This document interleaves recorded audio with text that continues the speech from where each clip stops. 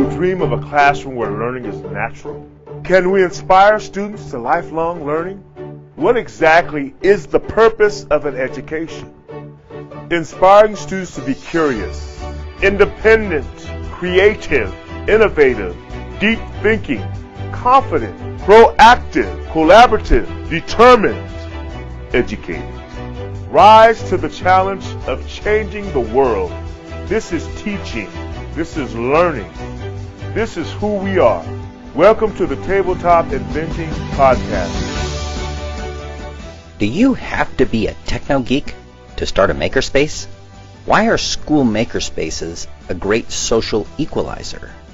How large a log can a small SUV pull? And what is Steve's favorite kind of chainsaw?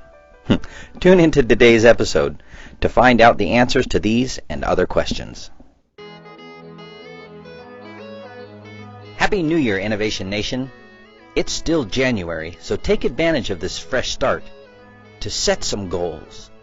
If you've had trouble making New Year's resolutions and not keeping them, perhaps try something new this year. Instead of making mere resolutions, set some concrete goals. It is more possible than you think. I just finished setting my goals for 2015 at the end of December. It isn't too late even now. Go look up Your Best Year Ever by Michael Hyatt. This is the second year I've used his course, and it really works. I'm not receiving a commission or even an affiliate kickback from him for this. I just want you to realize your dreams. And you can do that by setting realistic but gutsy goals. Finding your motivation for reaching those goals, and then tracking with your progress throughout the year.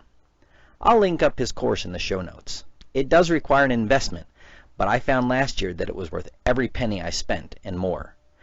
So I bought his course again this year. Go do something amazing. And speaking of amazing, you guys continue to leave us amazing feedback on our iTunes page. This week, Shirley Shobe says, I agree that teaching to the test stifles learning, but giving students the tools for learning and independence to pursue interests helps spur creative learning. It's the stuff of new inventions. This type of learning excites me. Well, thank you, Shirley. We appreciate the high praise, and we'll strive to live up to it. We also want to share this week that we've started a new Stitcher on-demand radio page. So just go to the Stitcher site and search for Tabletop Inventing. We'll put that link in the show notes as well. But if you know any Android users, share our Stitcher podcast page with them. On today's show, we are featuring Judy Hauser. Judy started a makerspace last fall, and we decided to share her story because many teachers want to know how real people start a makerspace. I suppose that's no offense to mad scientists like me, but we do want to spread the word that makerspaces can be started by anyone with a big idea. So without further ado, Judy Hauser. So my guest today is Judy Hauser, and she is the lower school librarian at Holy Trinity Episcopal Academy in Melbourne, Florida. And she says that she loves sharing great books with her students and learning about new technologies. And we wanted to talk to Judy because their school recently created a makerspace in their library. And she says that being a school librarian is the best job in the world.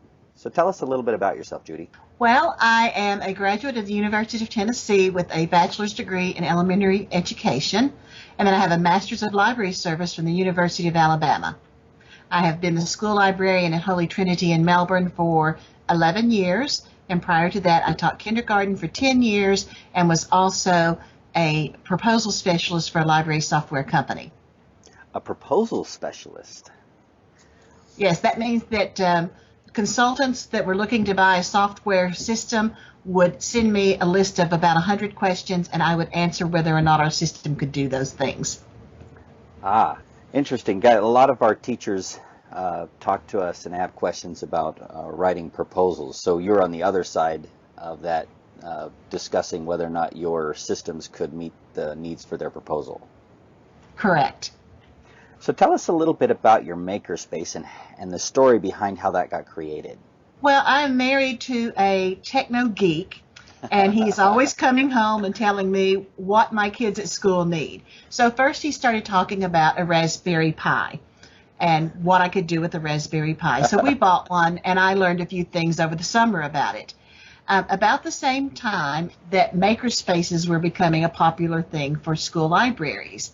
So I began to pursue that, and my head of lower school and my head of school, which is over both our lower and upper divisions, took a visit up to the University of Florida to visit their fab lab, which is a fabrication lab. And I got excited thinking they were going to put it on my campus. But it turns out they're looking for adding it to our upper school campus. But because of their interest, when I mentioned a makerspace, they immediately got on board and found support. And within, I guess, 5 months, we had it in place. Wow. So you live with a techno-geek. What's that like? It's expensive, but it's great because he knows things before I know them. I mean, not long after the Raspberry Pi, he's telling me how I need to get a 3D printer for my children. And because we're on the Space Coast, our kids really do need to have STEM skills. That's where the careers are. We have Northrop Grumman. We have, every large company that deals in the space industry is in this city. So it's very important for us. And because we're so close to Cape Kennedy, it's important for these children to be prepared to go out into the job market with real marketable skills. And for us, it's going to be the STEM skills. So he understands that. He works in the industry himself. He actually works for the company that funded our makerspace, that helped us with a $10,000 grant. So that's a lot of how our makerspace equipment was purchased and the actual space was built. So it's great being married to a techno-geek. So is he an engineer or a mathematician, a basic scientist? What is his background? He is a geospatial analyst is his title. He programs and has taught himself to program in about 8 different languages, and that is what he does for fun. He loves math. But his degrees actually are in geology and geography. Wow, that's interesting. Yeah. Tell me a little bit about your interest in technology and how that relates to your kids. Well, my interest in technology is directly related to my students. I am about maybe 10 years out from retirement, and I understand that librarians coming out of library school nowadays, the technology is second nature to them. They grew up with it where I did not. And because it's so important to my students, I feel like I would do a disservice to them if I didn't jump on board and learn the technology and teach it to them, and in some cases let them teach it to me. Because if they had a younger librarian, they would do that automatically. So it just makes sense to me. Plus, I feel like maybe it's going to help me stave off Alzheimer's, and I'm learning a great thing. I make lots of contacts. Have just gone to some great conferences, and it's been a lot of fun for me to learn these new things. How long have you been looking into maker education and makerspaces? I would say just about a year. I probably started around Christmas last year. In June, I went to ISTE, the International Society for Technology and Education Conference, and I learned so much there. My administration is very much on board with technology.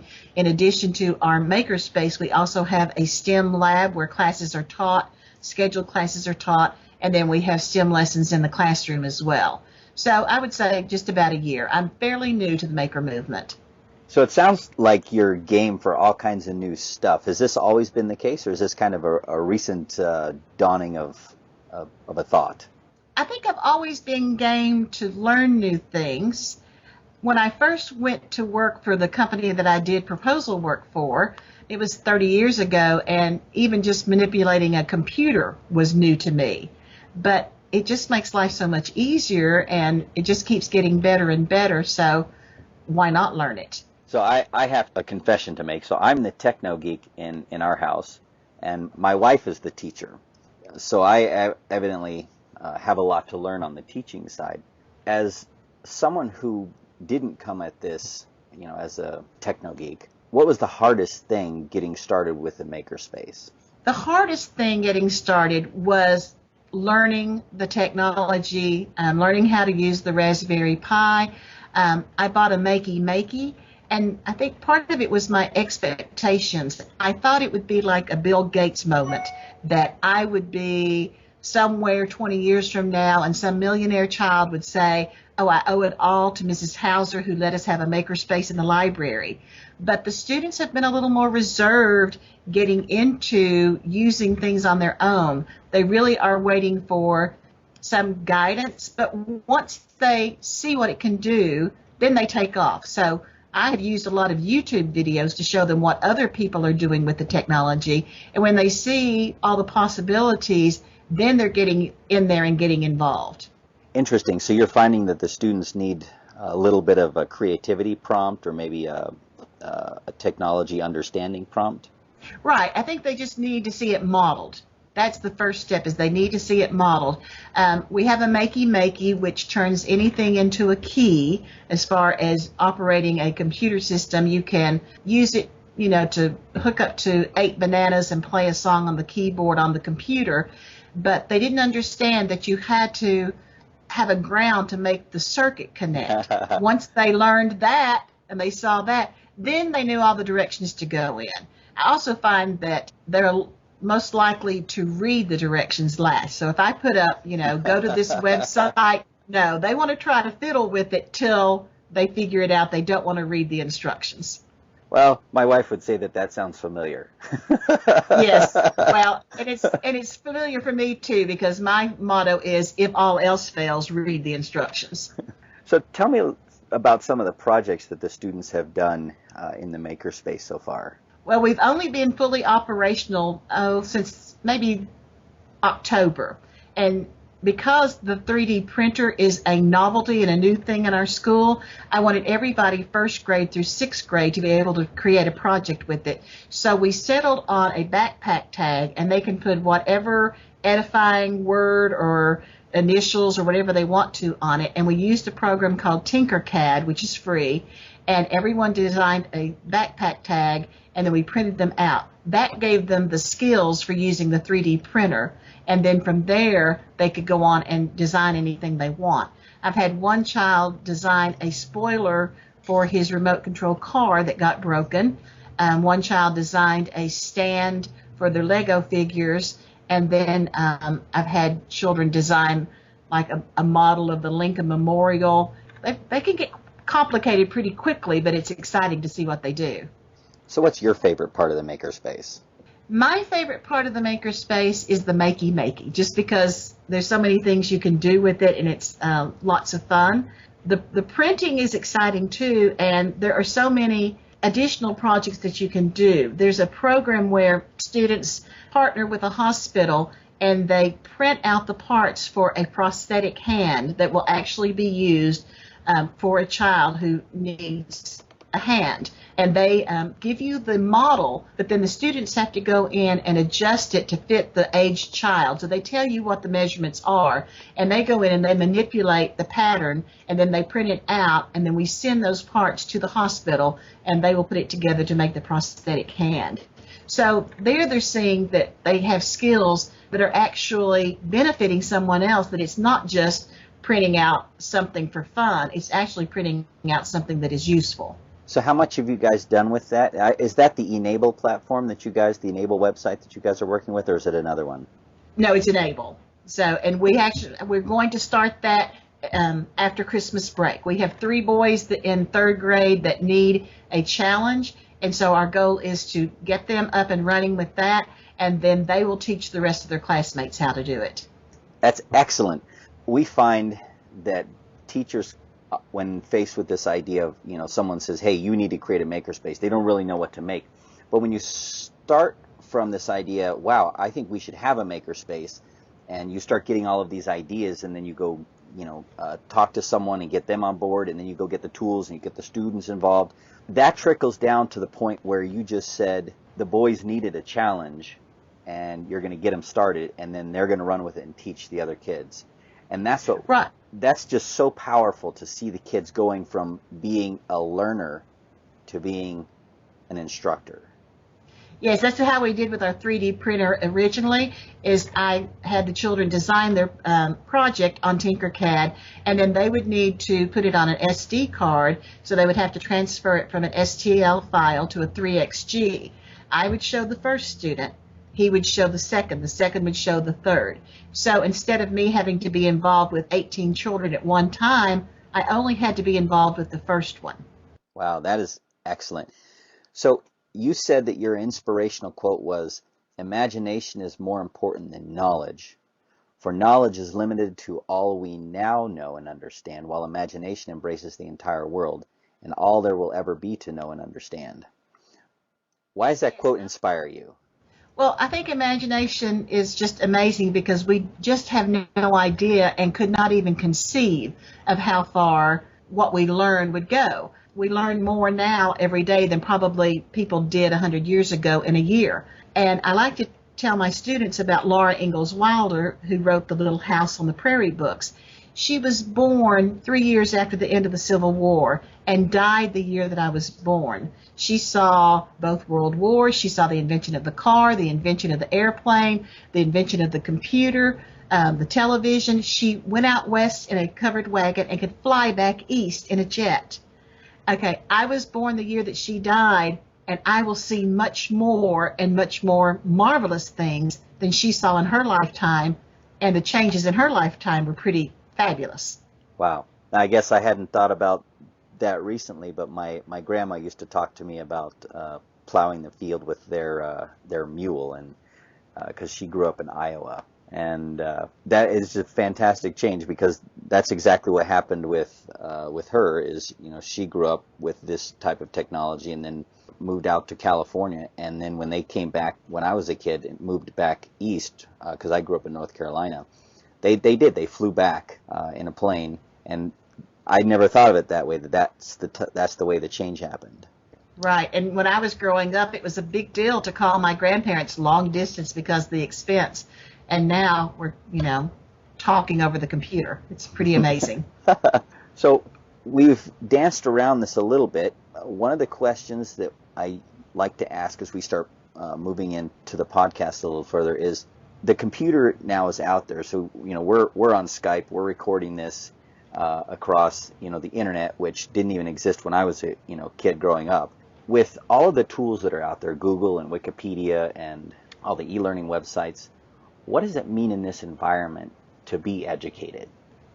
I think to be educated in this environment is to be able to know how to retrieve information, to determine whether or not it is useful and valid, how to create and communicate information. But just knowing knowledge for the sake of knowing knowledge, unless it gets you somewhere else, there's not much point. I mean, most things that are like historical dates or information, we can look up in less than a second and find out our answers. So really we want information that allows us to reach our goals, not just to know something for knowledge's sake.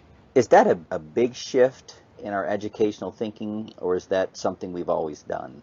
I think it needs to be a big shift in our educational thinking.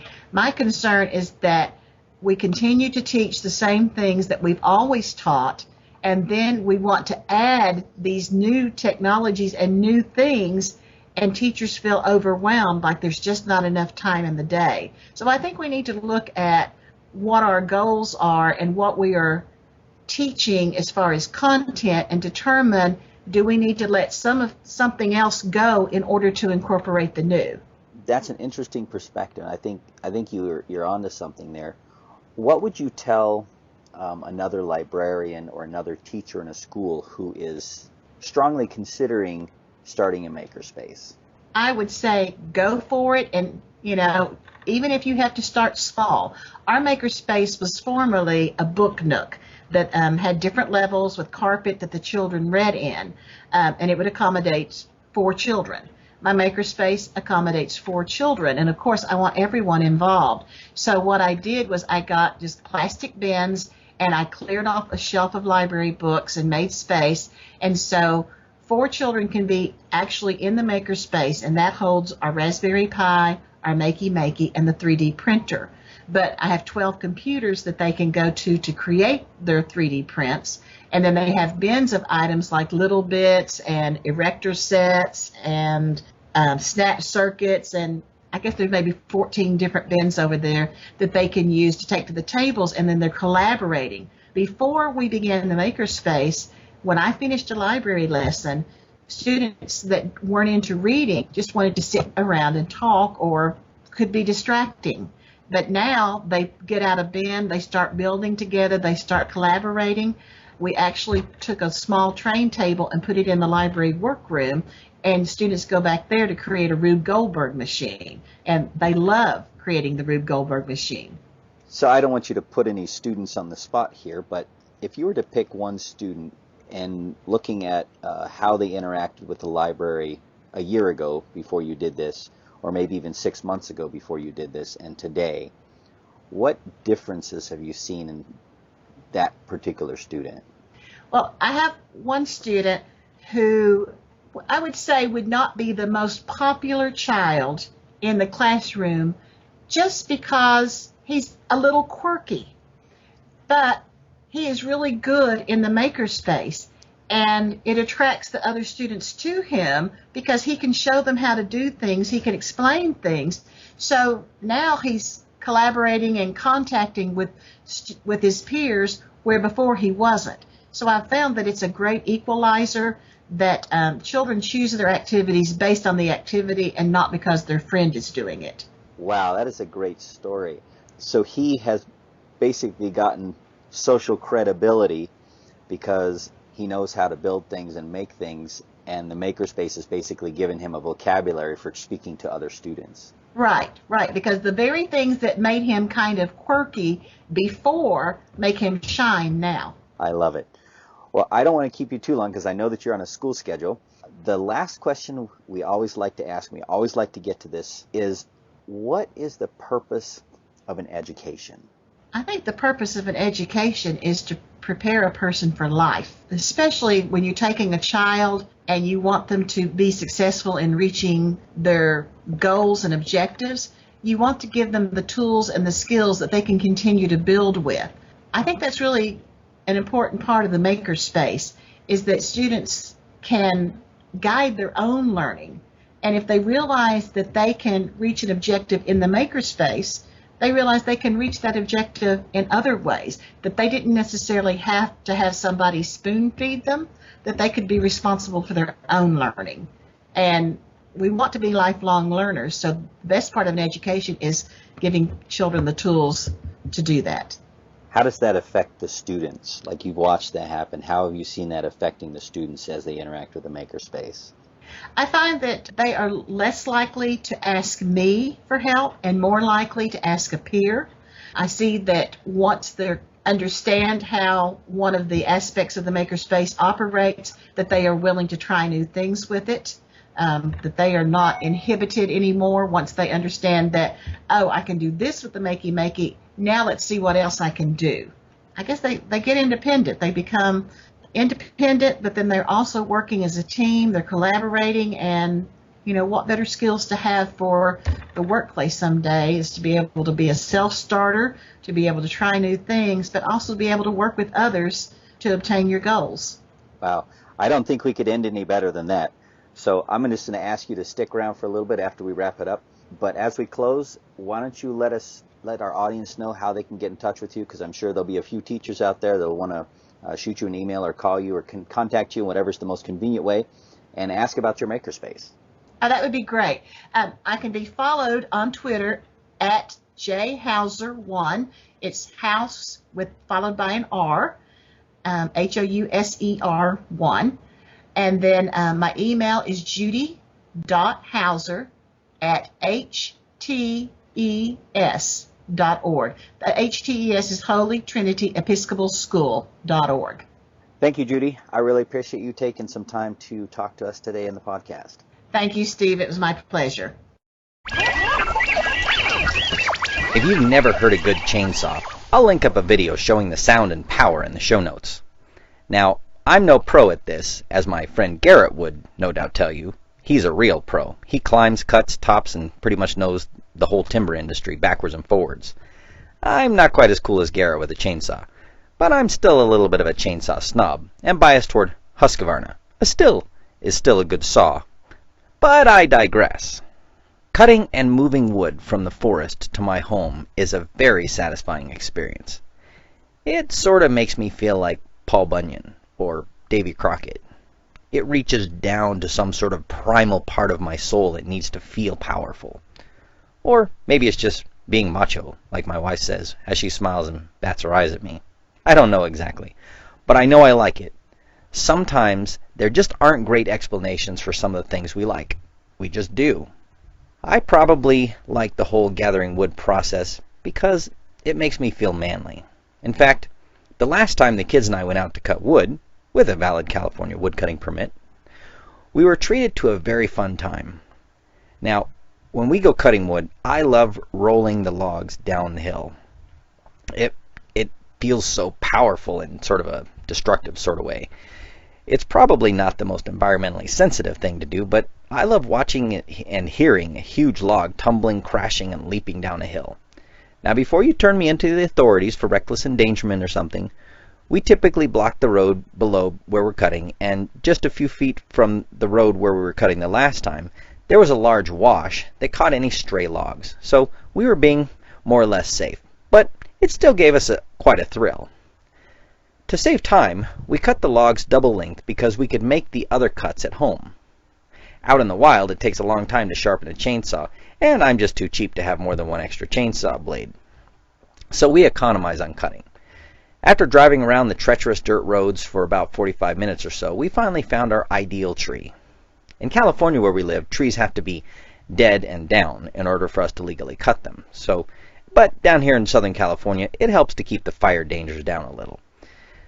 Well, there it was, a beautiful downed tree, at least 75 or 80 feet long and a good 2 to 2.5 feet in diameter. I mean, we could have driven around another 2 or 3 hours and not found as good an opportunity as this.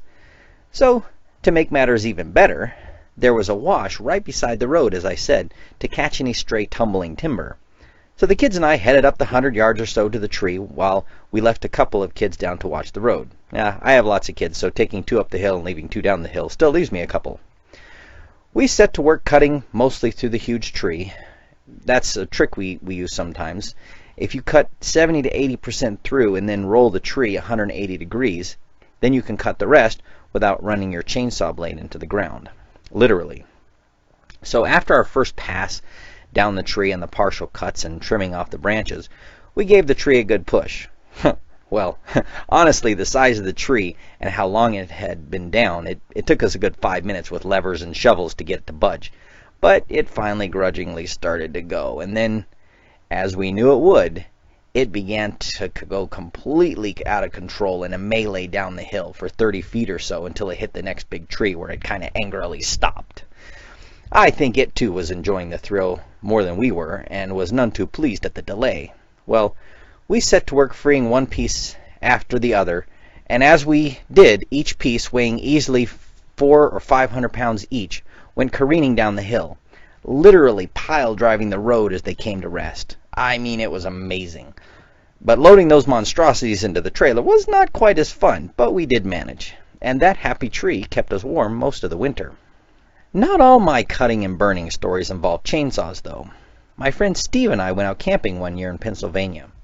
We'd gotten a late start, and by the time we rolled into our godforsaken patch of wilderness for the weekend, it was almost midnight. And it had started to snow. We left the lights of the truck on as we set up camp and spent a very cold night shivering in our sleeping bags. Well, the next morning, we set to work collecting firewood for a fire as soon as the twilight gave us enough light to stumble through the forest. And we managed to get a good fire going, but the little 18-inch bow saw we had was no Husqvarna 550 Rancher, I'm telling you that. After breakfast, we decided to go looking for more wood. With the snow and the chill, we decided we needed something that would burn for a while as we sat around the campfire swapping manly stories. Well, it took us about 5 minutes to discover the forest road at the other end of the field, and only about another 5 minutes after that to find one of the biggest logs I have ever attempted to burn. Now, I'm not kidding when I say that it was 4 or 4.5 feet in diameter and 7 or 8 feet long. Well, if you do a little bit of algebra, you can convince yourself that at 30 to 40 pounds per cubic foot, this log was somewhere between 3,000 and 5,000 pounds. Now that would burn a long time, we decided. Now, of course, the only possible way for us to get that log to the fire pit was to use the truck we brought. But my truck, for all the gearheads out there, was an old Ford Bronco 2, 1990s vintage, with a Ford 302 stuffed under the hood. That's another story for another day. Anyway, it had the power, but a mere 3,400 pounds curb weight. So even fully loaded, it didn't have more than maybe 4,000 pounds wet. So even fully loaded, we didn't have more than about 4,000 pounds at our disposal. Even a moderate amount of physics here will tell you that under the best conditions, pulling a 3,000 pound log with a 4,000 pound truck won't get you very far. We didn't have the benefit of the internet to look up the typical wood density, so we just tied a rope to it to see if we could pull it. And as you would expect, we just ended up spinning the tires, literally. However, never underestimate a scientist on a mission. We did find a way to drag that silly log 150 to 200 yards to our fire without taking advantage of rolling friction versus dragging friction. How, you might ask? Well, every good physicist knows that even a small object, when colliding with a large object, has the potential to move the large object somewhat. No, we did not ram the log with my beloved truck. We simply found out that the rope we had was capable of several thousand pounds of tension as we got a running start with the truck. We would back the truck up to the log until the bumper touched, and then we gunned it, and when the rope was fully extended, it would stretch 4 to 6 feet, and then the log would hop forward 3 to 5 feet. It took us a little patience and some time, but we managed to get that log all the way to the fire, and it burned all day and part of the next. And when we left, we had to put the fire on the log out because we only managed to burn less than 20 or 30% of it. And Steve and I always wondered what the next campers thought of our rather large offering by the fire pit. By now I'm sure that you are wondering about the morals of this story. Crashing logs causing mass carnage and wastefully burning 30 cubic feet of wood just to keep 2 camping buddies warm for a day and a half. These are not the moral of this story, but they are related. As humans, we seem to need significance. Doing big things excites us, while trifles only mildly amuse us for a few moments. The campfire story is now about 10 years old, but I still get a kick out of remembering it, and more so when I tell it. I love the thought that I did something ridiculous and audacious. Why is that? I'm fond of saying by now that I'm not a spiritual advisor or metaphysical prognosticator. However, I have observed myself, read books, and watched quite a few people, including my kids. And we all seem to need some sort of a purpose. I'm not sure why, but doing something significant, even though it may be as simple as cutting a little firewood, just ignites the imagination and gets us moving. That motion and meaning pushes us to do things that sometimes are downright ludicrous. But I'm a firm believer in the quote by George Bernard Shaw. The reasonable man adapts himself to the world. The unreasonable one persists in trying to adapt the world to himself. Therefore, all progress depends on the unreasonable man. Go do something big this week. It wouldn't hurt if you did a little physics or engineering along the way. You'll feel great. Have you been enjoying the Tabletop Inventing podcast? Have comments or questions you'd like us to address? Contact us, and we'll think through the comments and answer your questions here in the podcast. And be sure to let us know if you'd like a shout-out or to remain anonymous. You can share your comments and questions at www.ttinvent.com/podcast or by emailing us at podcast@ttinvent.com. Let's discuss your thoughts and questions. Join us again next time when we will again seek to answer the question, what is the purpose of an education? And as educators, how do we awaken the inventor in each of our students?